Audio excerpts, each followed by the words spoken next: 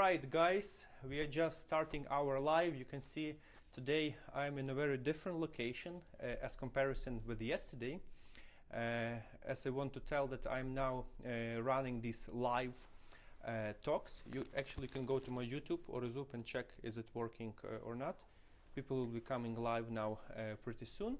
And since I've received a very good feedback from many of you that you are able and you're interested to listen to my live casts, I'm developing the idea and want to basically show you different parts of life in Ukraine, of the way how Ukrainians are resisting, and actually many different options how people carry on here. But before we start, I see some of you are already showing up. Please write me in the comments how well do you hear me, because also with your recommendations I'm using now a microphone, as you can see. So let's hope that the sound today is much better, and I'm looking forward to your feedback. So basically yesterday I was showing you about the situation in Lviv after the initial bombings, when the war in Ukraine actually escalated. And today I want to talk about the Wests. The one West you see next to me. Also we'll be talking about the medical West and some West for children. Let me show you. This is the brand new children West, yes? So Ukraine as the country at war has many different challenges and many dangers, obviously, right? So in order to, for example, save soldiers, there have to be West. Yes, police need to have West. Medical staff has to have West. Media guys, as me, we also need to have West, yes? And the most vulnerable part of our society are children, and their life, you know, it's possible to say is the most valuable, because they're going to have the longest lifespan, and they are actually the future of every society. So now, guys, today I have visited Lviv defense cluster in order to talk about the production of Wests. This is the NGO, this is the non-profit organization. Below this video in the description I have sent a link on their website where you can go explore what they're doing and also donate to their work, because this directly affects many lives. Also, I'm responding to one of your comments. I am not in the green room. This is actually the room with a lot of Wests inside, and we'll be talking with one of our colleagues. Please see the guys from Lviv Defense Clusters about the way how they came with the idea of production West and how they're actually doing it. So if you're interested in this topic, please feel free to comment down below and we'll be speaking about this. Hello guys, hello. Hello. How are you doing? Working hard. Working hard, yeah, I see it. Like this looks like pretty impressive. Can you please tell us more about your organization, Lviv Defense Cluster, what you are doing here, how did you start, and what's the mission? When the big war started in 24th of February, we were in Kharkiv. We were making bulletproof vests for the last 8 years. And Kharkiv, as you know, is the east of Ukraine. It's near the Russia, about 20 or 40 kilometers of the border, and it was bombing very much. So our team moved to Lviv without anything, without any equipment, without any materials, without anything. We didn't have anything. We met here guys from Lviv. It's Lviv Young Business Club. It was 26th of February, the third day of the big war. And these crazy guys helped us to start production, very big production, very powerful production. And we produced about 2,000 bulletproof vests per day. 2,000 per day? Yes. That's like industrial volume, like really huge. We were not the regular volunteers that asked for donations and buy something. We asked for donations. We spent all our last money in the start of this process. And then some business helped us to buy materials. And and a lot of people were working hard without any payment for free. They produced, they were sewing, they were laser cutting, and so on, so on. Our vest was the cheapest one maybe in the world in that time. How much? How much was your vest? In the start, our price was about $50 for piece. It's Oh, wow. The bulletproof vest of fourth class of Ukrainian standard. It was good quality bulletproof vest, but it was made for free, everything for free. Transport, working, and so on, so on. So what we see over here, like can you explain what are we seeing, like these different types of plates? This part of plates is our plates from our lots of steel that we used in our production. We can say that one such plate is one truck, 20 tons of steel. Each one is one truck. Wow. For the left, these are the plates that other volunteer organization or guys from the front warfare asked us to test the plates. Okay, so these are basically the testings, right? So, Yeah. So for example, if we take this vest, what is that? Like which device made these shots? It was shot by Dragunov sniper rifle, SVD. I don't know sniper rifle of Dragunov. I don't. I think all will be understand. It's 7.52 by 54 millimeters. And I see this is ceramics. Yes. Yes, it's So ceramics. It's aluminium oxide and polyethylene, ultra high weight molecular polyethylene. But ceramics is not very. We can't produce a lot of in such short terms, so we used steel. Steel. Okay, so this is basically steel. Yes. Can you show us maybe one? It's not very hard because of regular steel is a plate is about 3 kilo. It's normal for the bulletproof vest, but it can work by our fourth class of defense. It's the most popular bullets of Russians.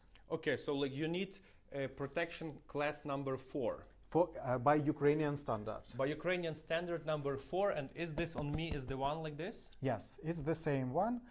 Such vests we produced 80,000 pieces. Since for the free. start of the invasion? Yes. Wow, that's like And really wow. 34,000 in March and April when every companies were stopped because of it was some crazy period, no logistics, everything stopped.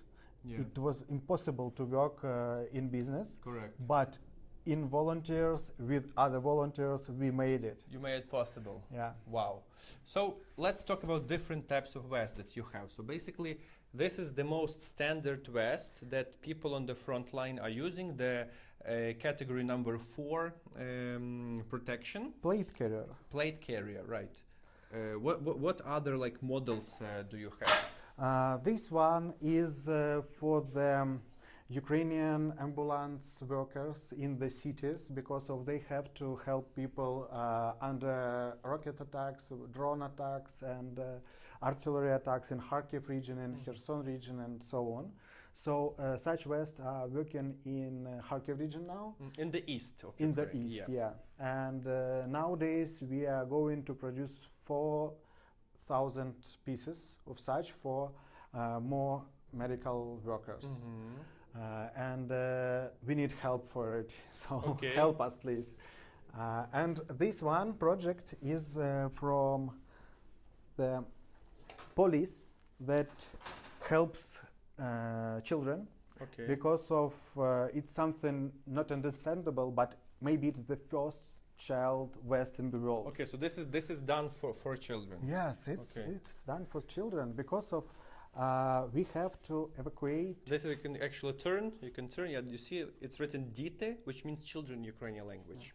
And such helmets for them also. It's the set. We need now, the first lot is 500 sets because of it's about one lot of children in one evacuation. Where do you evacuate them from? It's not us.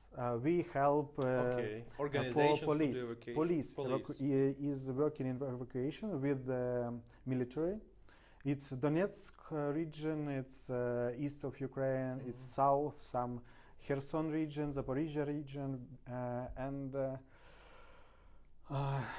there are very difficult situations because of a lot of rockets, a lot of artillery, so a lot of fragments, and this vest helps against the shrapnel and fragments, and it's lightweight, very lightweight. It's very comfortable for children to use it. You see, guys, so the vests are necessary not only for fighters but also for civilians and also for children. I personally myself also actively involved in child voluntary projects. So for example, some of you who are watching me, you've probably seen how we are buying a van for the orphanage near Lviv. You also might seen our humanitarian missions in the center and east of Ukraine.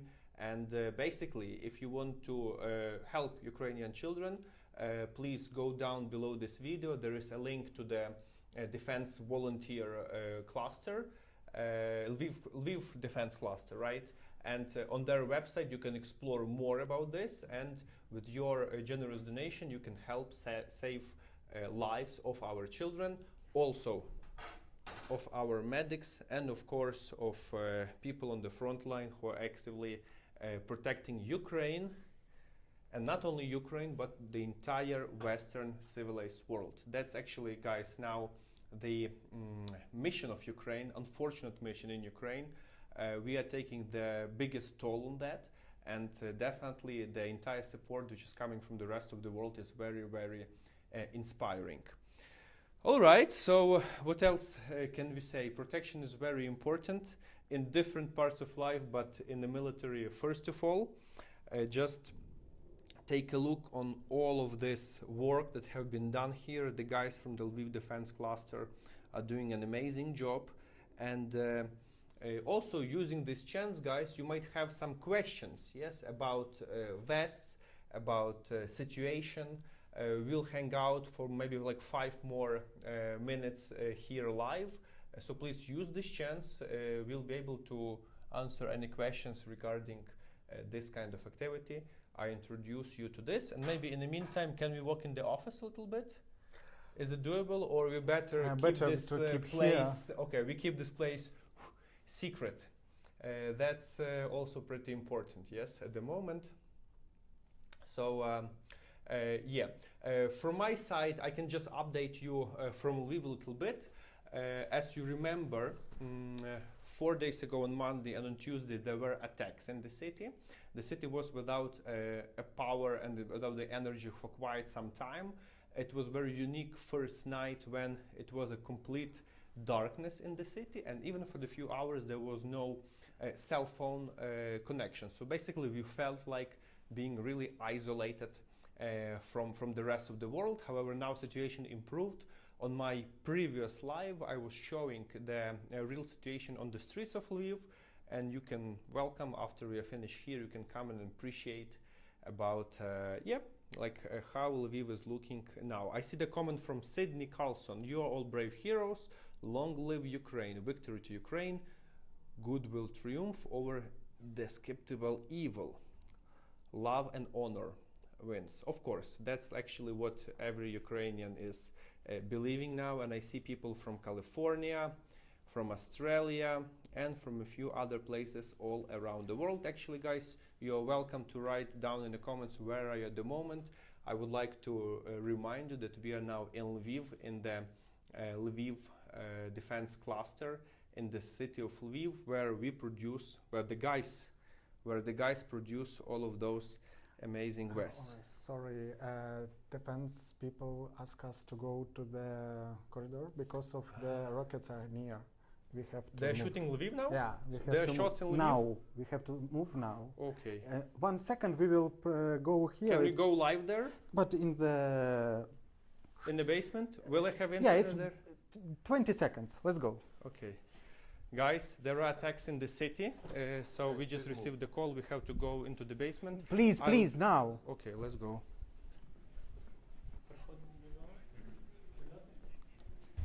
There are attacks in the city. Okay, we have to go down. Let's see what happens. I hope my connection will stay until Okay, then. We just stay over here. Yeah. Okay, so basically we came inside the corridor and we are following the rule of two walls. What does it mean, guys? It means, yeah. Well, let's go like this. The rule of two walls means that if you're not able to find a shelter somewhere, you have to go inside the building, which will be protected at least by two walls from the street. Yes, at least by two walls from the street. And yeah, because this improves your chances to survive in the case of explosion nearby. I think now it's time to stop this live. I'm not sure how will be the connection very soon, but be sure I will update you with information from Lviv as soon as the alarm is over. Thank you for being with us. Stay safe, stay with Ukraine, and support Lviv Defense Cluster, guys. For those of you who will join later and see the recording of this video, simply follow in the link in the description and learn more about your activity. Good luck, and until further notice. Bye-bye.